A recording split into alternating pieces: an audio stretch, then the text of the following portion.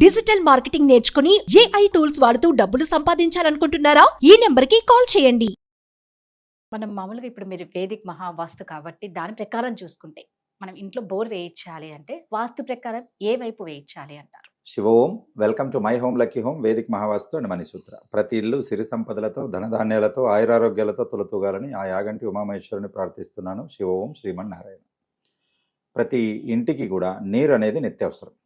కాబట్టి ఒకప్పుడు నాగరికతనే నీరున్న చోటు నుంచి మొదలైంది. ప్రపంచం అన్నిటిలో కల్లా అత్యంత పురాతన నాగరికత అంటే సింధు నాగరికత, అది మన నాగరికత.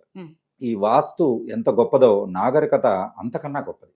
ఎలాగంటారా, మనకిప్పుడు ప్రపంచంలో ఉన్నటువంటి అన్ని జాతుల కంటే మన ఇండియాలో ఉన్నటువంటి భరత జాతి లేదా మనకున్నటువంటి హైందవ సామ్రాజ్యం, హైందవ జాతి ఏదైతే ఉందో అది అన్నిటికంటే అడ్వాన్స్డ్గా ఉండింది అని చెప్పడానికి ప్రధాన ఉదాహరణ ఏంటనంటే ఈ సింధు నాగరికతలో ఇప్పుడైతే సింధ్ అనే నది ఇప్పుడు పాకిస్తాన్కి వెళ్ళిపోయింది. అది అక్కడ ఉన్నటువంటి కట్టడాలను వాళ్ళు గమనిస్తే అప్పట్లోనే అండర్ గ్రౌండ్ డ్రైనేజీలు పెట్టుకున్నారు వాళ్ళు.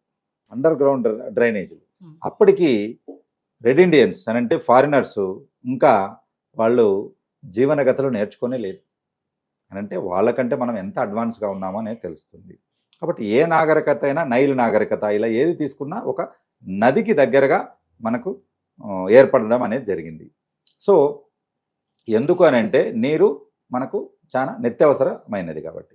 సో అలాగా ఇప్పుడు ఏంటనంటే కంపల్సరీ ప్రతి ఇంటికి ఒక బోర్ అనేది కామన్గా కంపల్సరీగా అయింది. సో ఆ బోర్ ఎక్కడ ఉండాలి, వాస్తు ప్రకారం ఏ వైపున ఉంటే ఎటువంటి ఫలితాన్ని ఇస్తుంది అనేది ఫస్ట్ చూద్దాం. ఫస్ట్ ఏ వైపు ఉండకూడదో మనం తెలుసుకుందాం. బోరు ఉండకూడని వైపు మనం చూసుకుంటే పడమర దక్షిణము దిశలలో అంటే పడమర దిశ దక్షిణం దిశలలో ఎక్కడైనా కానీ గుంతలు అలాగే బావి మాదిరి ఉండకూడదు అని చెప్తాం. అని అంటే బోర్కైతే సన్నగా లోపలికి వెళ్ళిపోతుంది. అదే బావి అని అంటే మనము లోతుగా తవ్వి ఓపెన్గా పెడతాం. అని అంటే అక్కడ ఉన్న మట్టిని తీసేస్తాం. కాబట్టి అక్కడ లైట్ వెయిట్ అనేది అవుతుంది. లైట్ వెయిట్ అవ్వడం అనేది కేవలం మనం ఉత్తరము తూర్పునకు మాత్రమే అవకాశం ఉంది. నైరుతి కానీ తర్వాత పడమర కానీ దక్షిణం వైపు కానీ మనము బోర్ అనేది మ్యాక్సిమం అవాయిడ్ చేసుకోవాలి. బోర్ అనేది మనం వేసుకోవడానికి అస్సలు అవకాశం అనేది ఉండదు. సో ఇక్కడ ఒకవేళ వేసుకుంటే ఏం జరుగుతుంది, అవకాశం లేనప్పుడు మనం కాంపౌండ్కు బయట ఉన్నటువంటివి తీసుకుని మనము ఆ పైపింగ్ అనేది మళ్ళీ మనం ఈశాన్యం నుంచి తీసుకొని రావాల్సి వస్తుంది. సో కాంపౌండ్ లోపల మాత్రం మ్యాక్సిమం అవకాశం ఉన్నప్పుడల్లా మనము ఉత్తరం వైపు కానీ తూర్పు వైపు కానీ మనము బోరు వేసుకోవాలి. బెస్ట్ ఏంటంటే ఈశాన్యం వైపు, అంటే తూర్పు ఉత్తరం కలిసే చోటను మనం నార్త్ ఈస్ట్ లేదా ఈశాన్యం అని చెప్తాం. ఈశాన్యం ఫస్ట్ ప్రిఫరెన్స్. సెకండ్ ప్రిఫరెన్స్ వచ్చేసి ఉత్తర దిశ. ఉత్తర దిశలోనే ఎందుకు ప్రిఫరెన్స్ అంటే ఉత్తరము పంచభూతాల్లో జలానికి సంబంధించిన దిశ అని అంటే అక్కడ జలతత్వం అనేది ఎక్కువగా ఉంటుంది. అంటే అక్కడ వాటర్ రిసోర్స్ అనేది ఎక్కువగా ఉంటే మంచిది. ట్యాంకులు కానీ అంటే సంపుల కింద స్విమ్మింగ్ పూల్స్ కానీ తర్వాత ఫౌంటైన్స్ కానీ తర్వాత మనకి ఆక్వేరియం లాంటివి కానీ నీరు ఎక్కువగా ఉన్నటువంటిది. అలాగే కొంతమంది కొలను మాదిరి పెట్టుకుంటూ ఉంటారు, తామర కొలంలో. అట్లాంటి ఏదన్నా ఉన్నా కూడా ఉత్తరపు దిశ బెస్ట్ దిశగా చెప్పుకోవచ్చు. ఇక రెండవది వచ్చేసి తూర్పు. ఇటుపక్క అవకాశం లేనప్పుడు మనం తూర్పుకు వెళ్ళాలి. సో తూర్పులో ఆగ్నేయపు దిశ నుంచి ఒక 4 అడుగులు వదులుకుని ఆ వైపు నుంచి మనం ఎక్కడైనా కానీ మనకు నీరు పడే అవకాశం ఉన్న చోట బోరు వేసుకోవడం అనేది మంచిది. ఇక రెండవది ఏంటంటే బోరు వేసుకుని దానిపైన ఇల్లు కట్టుకోవచ్చా అంటే ఇంటి లోపల బయట కాంపౌండ్లో కాకుండా అనేది. దీనికి కేవలం ఈశాన్యంలో ఉన్న రూముకు మాత్రమే అర్హత ఉంటుంది. అంటే దాన్ని పార్కింగ్ ఏరియాగా మనం పెట్టుకోవచ్చు. కాబట్టి తూర్పు ఉత్తరము కలిసే రూము రెండూ కలిసే చోట ఉన్నటువంటి రూముకు మాత్రమే మనం అక్కడ లోపల తీసుకోవచ్చు. మిగతా ఏరియాలో మనం లోపల తీసుకోవడానికి అవకాశం లేదు. బ్రహ్మస్థానము అని అంటే తూర్పు ఉత్తరము పొడవులు, ఉత్తరము దక్షిణము తూర్పు పడమర వీటన్నిటిని సెంటర్ను కొలిస్తే వచ్చే నాభిస్థానం లేదా బ్రహ్మస్థానం అంటారు.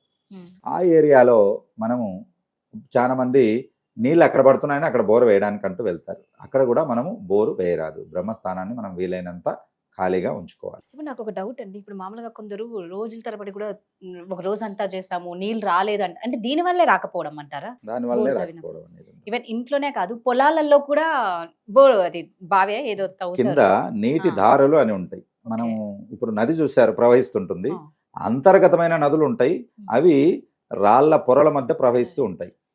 ఆ నీటి పొరలను మనం పసిగట్టి కరెక్ట్గా అక్కడ బోరు వేస్తే సరిపోతుంది. దీనికి 2 రకాలు ఉన్నాయి.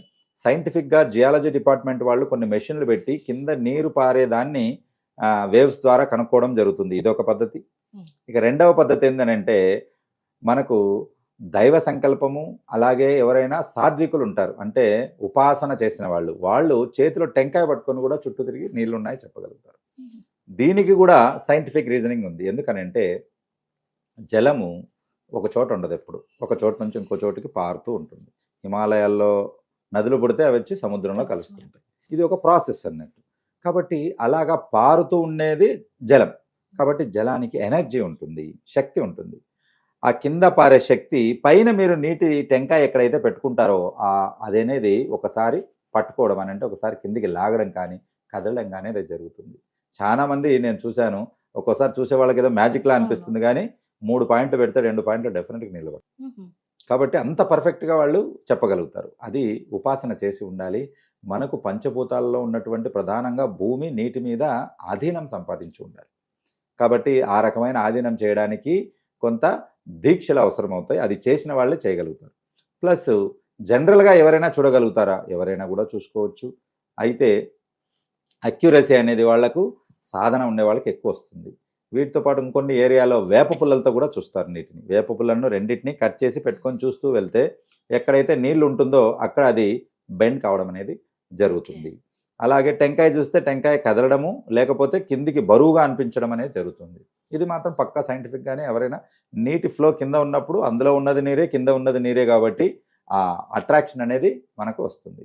సో ఇక్కడ ఈ రకమైన పద్ధతుల ద్వారా నీటిని చెక్ చేయడం అనేది జరుగుతుంది. రీసెంట్గా మనకు ప్రకృతి ఒక చిన్న జలక్ అంటే ఒక గుణపాఠం నేర్పించింది. అదే బెంగళూరులో నీటి ఎద్దడి. సమ్మర్ ఇంకా రాలేదు, అప్పుడే వాళ్లకు నీటి ప్రాబ్లం మొదలైంది. ఇక్కడ ప్రకృతిలో మనిషి తప్ప ప్రతి జీవి, పక్షి, పురుగు, ఒక జంతువు అన్నీ కూడా నియమాన్ని పాటిస్తాయి. ఈ నియమం ఏంటంటే తనకు లీటర్ అవసరమైతే లీటర్ తాగి పక్కకి వెళ్ళిపోతాయి. మనిషి అలా కాదు. లీటర్ అవసరమైతే 100 లీటర్లు ఇంటికి తెచ్చుకుంటాడు, 1000 లీటర్లు స్టాక్ పెట్టుకుంటాడు. పక్కనోడు ఏమైనా పర్లేదు, నా పిల్లలు నా భార్య బాగుండాలి అంటాడు. కాబట్టి ఇది ప్రకృతి విరుద్ధం. నీళ్లు సేవ్ చేయాలి. ఒకరికి నీళ్లు తాగడానికి, వంట చేసుకోవడానికి లేనప్పుడు ఇంకొకతను షవర్ పెట్టి ట్యాంక్ నీళ్ళు వాడుతూ ఉంటాడు. కాబట్టి ఇది చాలా తప్పు. సో నీటిని సేవ్ చేస్తే, అంటే నీటిని రక్షిస్తే తర్వాతి తరాలకు తాగడానికైనా నీరు దొరుకుతాయి. లేకపోతే చూడ్డానికి ల్యాబ్లో పెట్టి ఒకప్పుడు మన వాళ్ళు నీరు అని వాడేవాళ్ళు అని చూపించుకోవాల్సి వస్తుంది. కాబట్టి జాగ్రత్త పడండి. నదులను, తర్వాత చెరువులను అక్రమంగా ఆక్రమించుకొని కట్టడం, నీరు ఎక్కడికి వెళ్తాయి? సముద్రంలోకి వెళ్తే తాగే నీళ్ళు. ఒక చెరువు ఎందుకు ఉంటుంది? మనకు సమ్మర్లో దాహం వేసినప్పుడు నీరు ఇవ్వడానికి ఉంటుంది.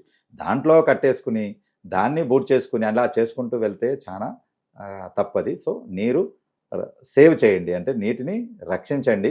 తర్వాత తరాలకు దాన్ని ఒక మంచి గిఫ్ట్గా ఇద్దాం. శివ. సో ఇప్పుడైతే నీళ్ళ సమస్య ప్రతి ఒక్కరికి ఆల్మోస్ట్ ఉంది, కాబట్టి దీన్ని ఫాలో అయితే బెటర్ ఏమో. ఓకే రెడ్డి గారు, మీరు ఆల్రెడీ క్లాసెస్ కూడా నెక్స్ట్ చెప్పబోతున్నారు. ఒకసారి మా ప్రేక్షకులకు ఆ డేట్ ఒకటి చెప్తే మీ క్లాసెస్ గురించి ఒక్కసారి సార్ ఎక్స్ప్లెయిన్ చేస్తారు. వేదిక్ మహావాస్తు, మనీ సూత్ర, బిజినెస్ ఐడియాస్, ఈ మూడింటిని కలిపి మనం 6 hours క్లాస్ కండక్ట్ చేయడం జరుగుతుందండి. అది హైదరాబాద్, విజయవాడ, విశాఖపట్నం మరియు తిరుపతి క్లాసెస్లో ఉంటుంది. ఇక్కడ డేట్స్ కింద కనపడిన నంబర్లకు మీరు కాల్ చేసి మీరు జాయిన్ అవ్వచ్చు. ఇది ఆన్లైన్, ఆఫ్లైన్ 2 పద్ధతుల్లో కండక్ట్ అవుతుంది. కాబట్టి అటెండ్ అవ్వడానికి వీలు లేని వాళ్ళు ఆన్లైన్ క్లాస్ తీసుకోవచ్చు. ఏ ఆఫ్లైన్ క్లాస్ అయితే జరుగుతుందో అదే మీకు లైవ్గా మీకు దాన్ని టెలికాస్ట్ అనేది ఇవ్వడం జరుగుతుంది. సూపర్ అండి, థ్యాంక్ యూ. సుమన్ టీవీలో మీ పర్సనల్ అండ్ బిజినెస్ ప్రమోషన్స్ కోసం కింది నెంబర్కి కాంటాక్ట్ చేయండి.